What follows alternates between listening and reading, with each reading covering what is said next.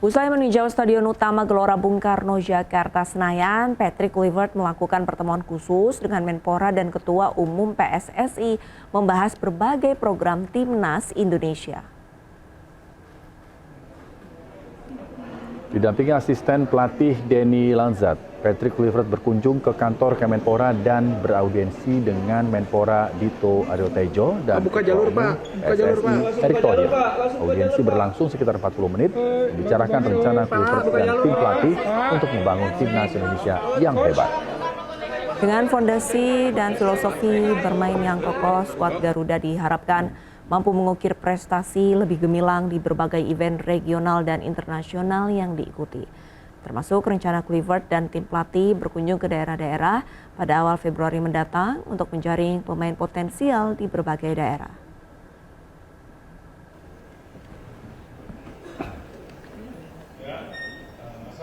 PSSI pemirsa menyodorkan beberapa nama pelatih lokal sebagai calon asisten pelatih Patrick Kluivert. Di antaranya adalah Nova Arianto, Zulkifli Syukur, Muhammad Ridwan, serta Seto Nurdiantoro.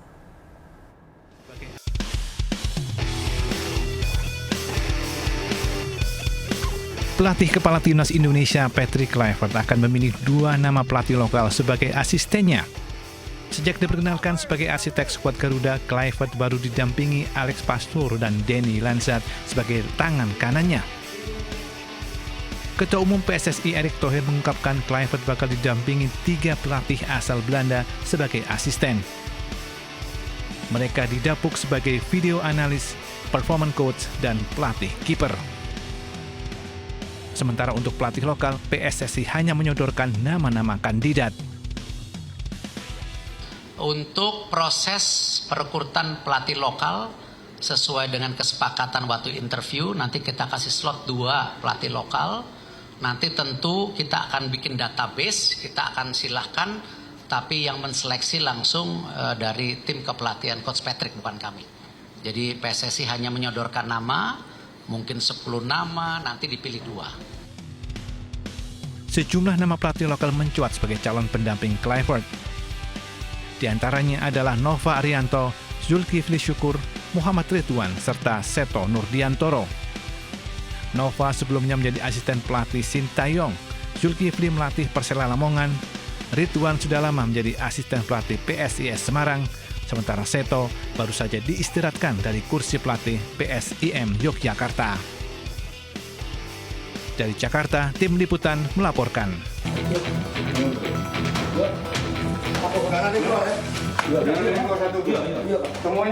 Inilah detik-detik tim pidana khusus Bitsus Kejaksaan Negeri Kejari Palembang melakukan operasi tangkap tangan OTT di kantor Dinas Ketenagakerjaan dan Transmigrasi Disnaker Trans Sumatera Selatan.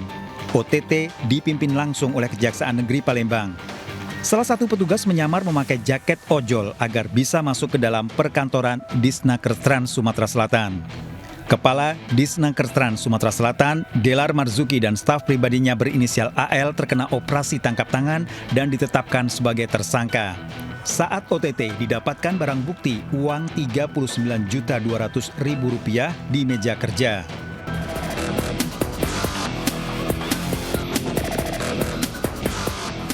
Kluivert melakukan kunjungan ke pemusatan latihan Tim Nasional Indonesia U20 yang berada di Stadion Madia, Jakarta. Skuad Garuda Muda yang kini tengah ditangani Indra Safri memang menjadi salah satu perhatian khusus Kluivert yang dibebankan tugas untuk mencari bakat pemain lokal. Tentu banyak PR yang harus dilakukan oleh tim pelatih yang baru. Salah satunya adalah mencari bakat pemain lokal, salah satunya pemain U20 yang berlatih di Stadion Madia, Jakarta. Mereka sangat semangat bagaimana memaksimalkan scouting dan pembinaan atlet nasional. Kluivert ingin melihat langsung latihan Timnas Indonesia U20 yang bakal berlaga di Piala Asia U20 2025 di Stadion Madia, Senayan, Jakarta. Coba fitur dengarkan berita di News Plus aplikasi RCTI Plus. Penurunan biaya penyelenggaraan ibadah haji menjadi kado manis di awal tahun bagi masyarakat Indonesia. Kebijakan tersebut turut diapresiasi Partai Perindo karena dinilai dapat meringankan beban para jamaah dalam menunaikan ibadah haji.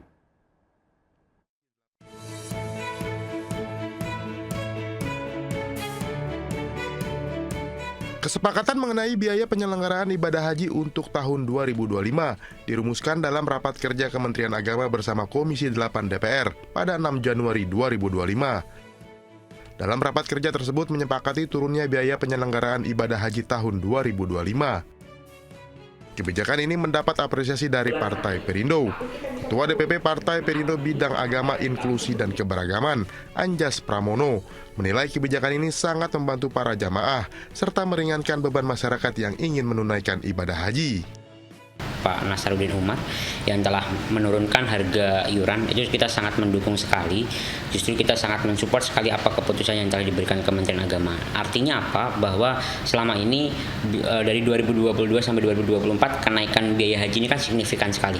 Kemudian pada periode beliau, di tahun pertama beliau langsung menurunkan harga iuran, itu sangat luar biasa sekali. Dilansir dari informasi resmi Kementerian Agama, biaya penyelenggaraan ibadah haji tahun 2025 ditetapkan sebesar Rp89.410.000, turun sekitar Rp4 juta dari tahun 2024, yakni sebesar Rp93.410.000. Sementara itu, biaya perjalanan ibadah haji 2025 atau BPIH 2025 juga turun menjadi Rp55.400.000, di mana sebelumnya sebesar Rp56 juta. Dari Jakarta, Rizky Ihwal dan Di Bernadi iNews melaporkan. Terima kasih Anda masih bersama kami. Pemirsa, operasi tangkap tangan yang dilakukan Kejaksaan Negeri viral. Tim pidana khusus Kejari Palembang menyamar menjadi ojek online untuk masuk ke kantor Disnaker Trans Sumatera Selatan. Pemirsa, operasi tangkap tangan dugaan gratifikasi mendapatkan barang bukti uang tunai ratusan juta rupiah.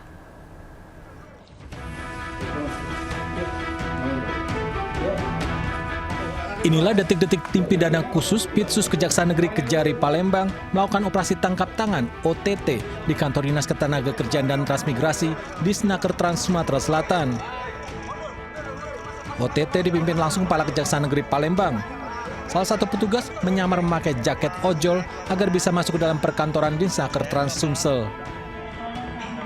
Kepala Disnaker Trans Sumsel Delar Marzuki dan staf pribadinya berinisial AL terkena OTT dan ditetapkan sebagai tersangka. Saat OTT didapatkan barang bukti uang di bawah meja kerja. Penggeledahan lanjutan menemukan barang bukti uang di tas kerja, di bawah jok mobil, serta dari kediaman tersangka. Keseluruhan disita uang Rp167 juta dan perhiasan logam mulia seberat 125 gram senilai Rp200 juta. 50 gram 2 keping, 25 gram 1 keping, ada surat berharga BPKB, STNK, kemudian kami amankan juga 1 kendaraan roda 4 Fortuner. Operasi tangkap tangan bermula dari informasi gratifikasi dalam penerbitan surat perizinan layak keselamatan dan kesehatan kerja. Tersangka Kepala Disnaker Trans Sumsel beserta staf pribadinya ditahan di Lapas Pakjo, Palembang. Dari Palembang, Sumatera Selatan, Guntur melaporkan. Sekjen PDIP Hasto Kristianto resmi mengajukan pra-peradilan ke Pengadilan Negeri Jakarta Selatan terkait penetapan dirinya sebagai tersangka oleh KPK. Sementara KPK menyatakan siap menghadapi gugatan pra-peradilan Hasto.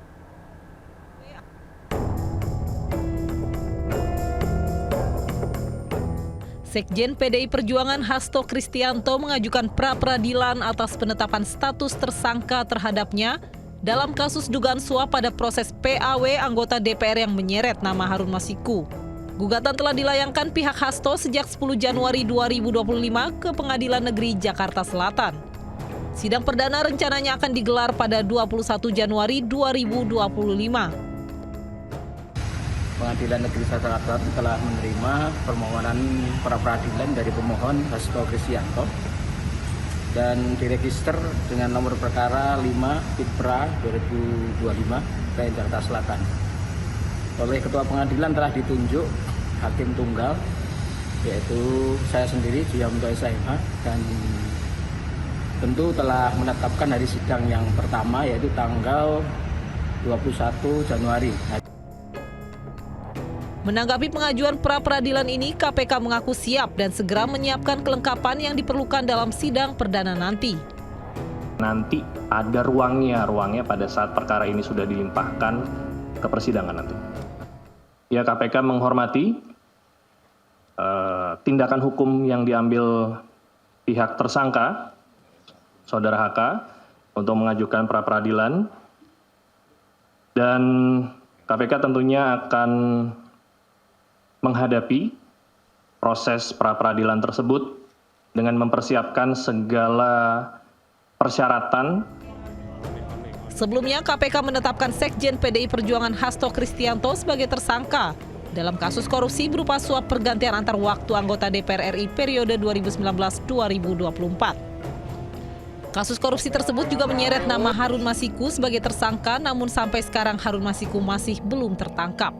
Tim Liputan melaporkan. Pemirsa, Sekjen PDI Perjuangan Hasto Kristianto akhirnya diperiksa sebagai tersangka terkait kasus korupsi pergantian antar waktu dan kasus perintangan penyidikan yang melibatkan buronan Harun Masiku. Namun meski berstatus tersangka, penyidik KPK belum juga melakukan penahanan terhadap Hasto.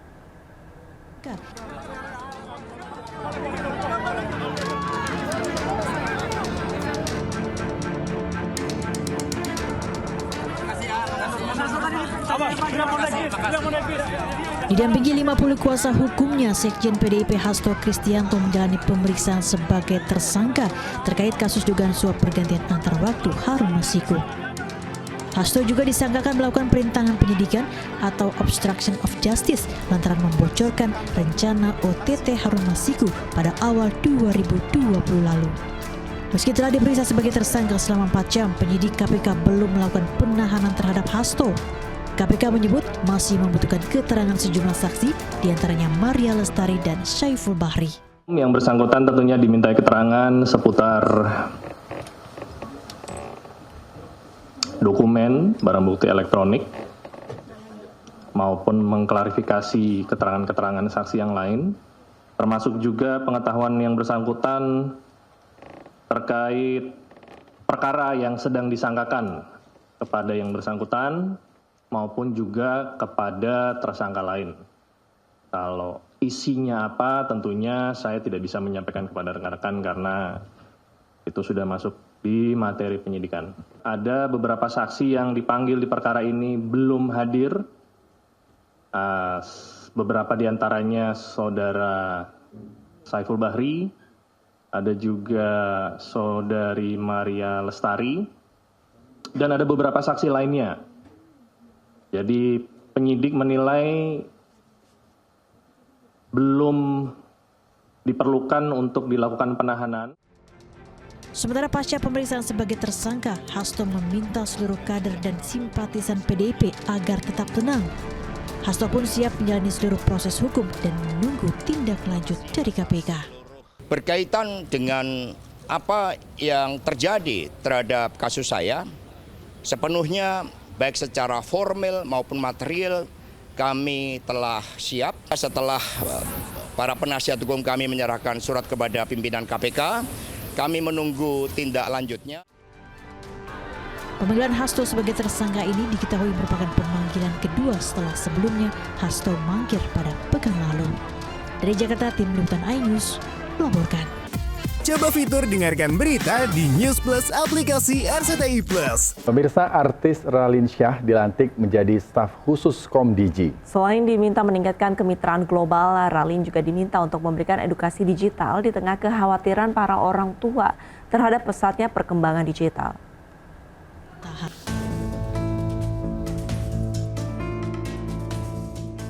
Artis Raline Shah mengaku tak menduga didapuk menjadi staf khusus Kementerian Komunikasi Digital. Raline pun tak menyangka akan masuk menjadi bagian di pemerintahan. Usai berkomunikasi dengan Menkomdigi beberapa kali, Raline akhirnya menerima penawaran Menkomdigi Mutia Hafid sebagai staf khusus bidang kemitraan global dan edukasi digital. Sambil mengenakan setelan jas hitam dengan kemeja putih dan rambut terikat, artis Raline Shah pun mengikuti pelantikan bersama staf khusus lainnya di kantor Kemkomdigi Senin pagi.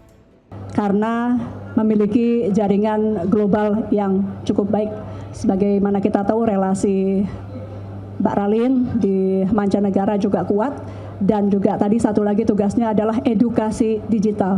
Kita ingin sekali anak-anak kita teredukasi bagaimana penggunaan internet yang bijak.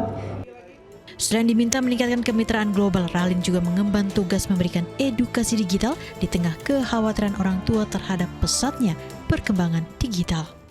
Sudah ada beberapa program ke luar negeri untuk membicarakan kemitraan dengan perusahaan swasta di luar negeri dan juga beberapa pemerintahan seperti Singapura dan India. Itu dalam rangka apa, Kak? Maksudnya dalam hal apa kerjasamanya? Kerjasamanya dalam bidang telekomunikasi dan digital. Sementara itu, Vivi Aleda Yahya diangkat sebagai Direktur Jenderal Komunikasi Publik dan Media menggantikan Prabu Revolusi. Tim Liputan iNews melaporkan.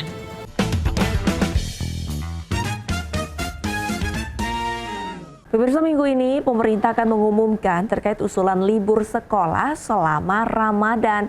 Mendikbud Abdul Mukti menyebut keputusan akan dilakukan usai rapat gabungan antara Kemenak, Kemendak, dan Menko PMK digelar. Pertama kan ada yang mengusulkan libur penuh dengan kegiatan-kegiatan keagamaan yang diselenggarakan di masyarakat. Yang kedua itu paruh-paruh, artinya ada sebagian, biasanya kalau yang berlaku sekarang itu kan awal Ramadan itu libur.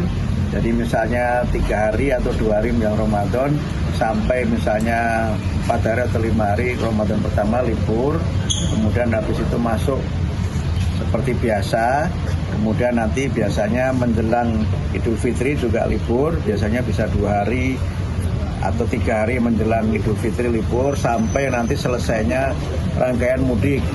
Yang berlaku sekarang kan begitu. Nah, opsi ketiga ada yang usul masuk penuh. Keputusannya bagaimana nanti menunggu setelah kami ada rapat gabungan bersama dengan Kementerian Agama dan Kementerian Dalam Negeri yang dibuatnya oleh Pak Menko PMK. Usai meninjau Stadion Utama Gelora Bung Karno, Jakarta, Senayan, Patrick Kluivert melakukan pertemuan khusus dengan Menpora dan Ketua Umum PSSI membahas berbagai program Timnas Indonesia. Didampingi asisten pelatih Denny Lanzat, Patrick Kluivert berkunjung ke kantor Kemenpora dan beraudiensi dengan Menpora Dito Aryo Tejo dan PSSI Erick Thohir. Audiensi berlangsung sekitar 40 menit, membicarakan rencana Kluivert dan tim pelatih untuk membangun Timnas Indonesia yang hebat. Dengan fondasi dan filosofi bermain yang kokoh, skuad Garuda diharapkan mampu mengukir prestasi lebih gemilang di berbagai event regional dan internasional yang diikuti. Termasuk rencana Kluivert dan tim pelatih berkunjung ke daerah-daerah pada awal Februari mendatang untuk menjaring pemain potensial di berbagai daerah.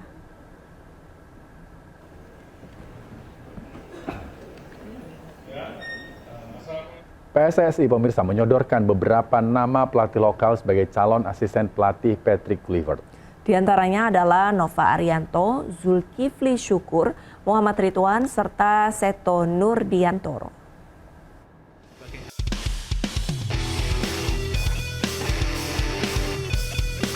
Pelatih kepala Timnas Indonesia Patrick Kluivert akan memilih 2 nama pelatih lokal sebagai asistennya. Sejak diperkenalkan sebagai arsitek skuad Garuda, Kluivert baru didampingi Alex Pastur dan Denny Lanzat sebagai tangan kanannya. Ketua Umum PSSI Erick Thohir mengungkapkan Kluivert bakal didampingi 3 pelatih asal Belanda sebagai asisten. Mereka didapuk sebagai video analis, performance coach, dan pelatih kiper. Sementara untuk pelatih lokal, PSSI hanya menyodorkan nama-nama kandidat. Untuk proses perekrutan pelatih lokal, sesuai dengan kesepakatan waktu interview, nanti kita kasih slot 2 pelatih lokal. Nanti tentu kita akan bikin database, kita akan silahkan, tapi yang menseleksi langsung dari tim kepelatihan Coach Patrick, bukan kami. Jadi PSSI hanya menyodorkan nama, mungkin 10 nama, nanti dipilih 2. Sejumlah nama pelatih lokal mencuat sebagai calon pendamping Kluivert.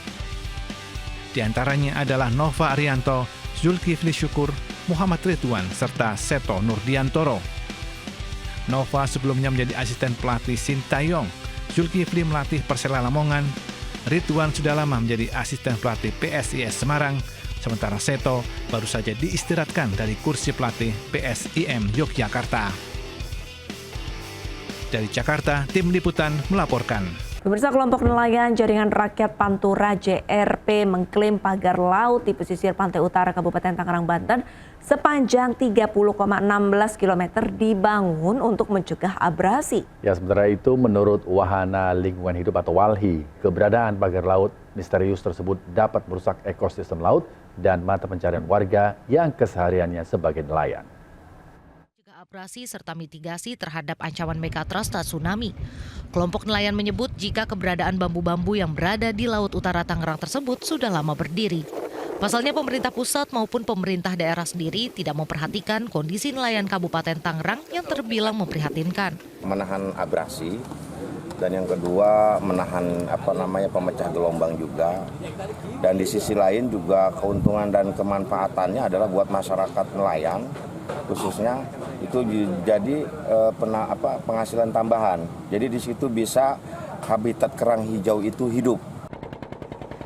Sementara itu, beberapa pihak menilai keberadaan pagar laut tersebut justru menyulitkan nelayan ketika hendak melaut. Wahana Lingkungan Hidup atau WALHI menyebut keberadaan pagar misterius ini tidak hanya dapat menghambat akses nelayan untuk melaut, namun juga mempengaruhi keberlangsungan hidup masyarakat pesisir dan merusak ekosistem. Kerusakan ekosistem seperti terumbu karang juga dipastikan akan terjadi dan keberadaan ikan akan berkurang, sehingga nelayan akan kesulitan melaut dan menangkap ikan. Nanti di sela-sela pagar bambu yang dibangun itu dia akan menumpuk sampah. Ini akan menyulitkan, terutama bagi nelayan-nelayan yang butuh sirkulasi, nelayan tambak maksudnya gitu ya, butuh sirkulasi air. Kan ini daerah yang tercemar dari atas bisa jadi tuh. Kalau dia nggak lancar pembuangan airnya dan sebaliknya dari laut masuk kemari, ini bisa berpengaruh terhadap konteks budidaya, bisa terancam gagal. Ada ginian, ada yang tahu Pak? Berdasarkan data Dinas Lautan dan Perikanan Provinsi Banten, terdapat sekitar 4.000 nelayan yang berada di lokasi tersebut, baik tangkap maupun budidaya. Saat ini pemerintah telah menyegel pagar tersebut.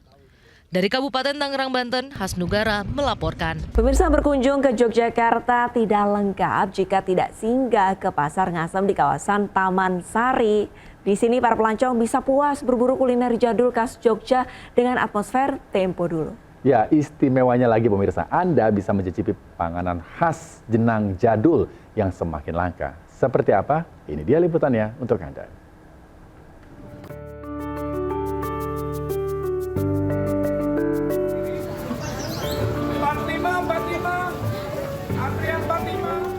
Pasar Ngasem yang berada dekat kawasan Taman Sari dan alun-alun selatan kota Yogyakarta ini memang tak pernah sepi pembeli.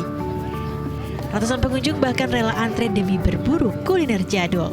Sebagai pusat kuliner tradisional tempo dulu yang masih bertahan, aktivitas wisatawan di Pasar Ngasem ini bahkan ramai sejak pagi sekitar pukul 7 hingga pukul 10 waktu Indonesia Barat. Salah satu kuliner legendaris yang menjadi incaran wisatawan adalah ini dia nih, warna-warni jenang jadul. Keistimewaan dari jenang di sini selain diolah menggunakan bahan pangan lokal seperti tepung beras, ketan, ubi, santan kelapa hingga variasi rasa buah nangka, pengunjung bisa mencicipi beragam jenis jenang khas Jogja yang semakin langka. Mulai dari jenang sumsum, jenang ketan hitam, tepung ketan, candil hingga jenang lobe-lobe. Kami dari Surabaya, jadi pengen jalan-jalan aja. Ya pengen aja, karena kan menurut informasinya legenda gitu Pasar Ngasem. Jajanan tradisional. Enak, rasanya enak. Biasanya rata-rata semua, karena dari pendatang kan belum pernah mencoba. Semuanya mesti minta sampur. Tanya itu, pengunjung juga bisa berburu kuliner jadul lainnya, mulai dari wingko ngasem, apem, bakpia hingga jajanan pasar bubur krecek khas Jogja. Selain berburu kuliner, wisatawan yang datang juga bisa mencari suasana khas tempo dulu atau sekedar sarapan pagi selepas berolahraga. Dari Yogyakarta, Gali Wisma, iNews melaporkan. Pemirsa, kehadiran ruang terbuka hijau bagi masyarakat perkotaan menjadi sebuah ruang sosial yang mendukung kesehatan baik fisik maupun mental. Hal inilah yang coba diwujudkan oleh pemerintah Kota Depok, Jawa Barat melalui Depok Open Space.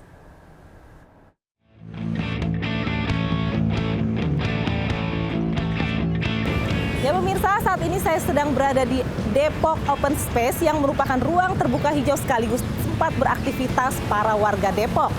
Di sini ada berbagai macam fasilitas seperti taman bermain anak, jogging track, panggung hiburan hingga perpustakaan mini. Nah, bagi Anda yang sedang berada di Depok, wajib banget nih datang ke sini. Nah, seperti apa sih perawatannya? Langsung aja yuk kita tanya. Pembangunan Depok Open Space tahap 2 telah rampung dilakukan dan diresmikan langsung oleh Wali Kota Depok Muhammad Idris. Dibangun di atas lahan seluas 8.533 meter persegi, Depok Open Space menjadi ruang terbuka hijau favorit keluarga maupun para remaja menghabiskan waktu luangnya. Di sini anak dan remaja tidak hanya bermain, tapi juga bisa belajar dan berkreasi. Seneng. Apa sih yang bikin kamu senang di taman ini? Ada permainannya banyak, terus itu ya kayak seru aja. Pembangunan Depok Open Space merupakan komitmen pemerintah Kota Depok untuk menyediakan ruang terbuka hijau bagi masyarakat. Berangkat dari kita rasakan kurangnya ruang terbuka hijau di Kota Depok berupa taman-taman berkreasi warga dan juga kurangnya fasilitas publik ya bagi pertemuan-pertemuan yang dilakukan oleh warga. Maka ini kita padukan menjadi sebuah fasilitas wahana untuk bermain sekaligus berolahraga, berkomunikasi dan juga berkreasi di situ. Pembangunan Depok Open Space dilakukan di bawah naungan Dinas Perumahan dan Permukiman Kota Depok dengan anggaran APBD mencapai 10,8 miliar rupiah. Dari Depok, Jawa Barat, Fitri Ramadhani, Iyung Rizky, dan Sutrisno iNews melaporkan.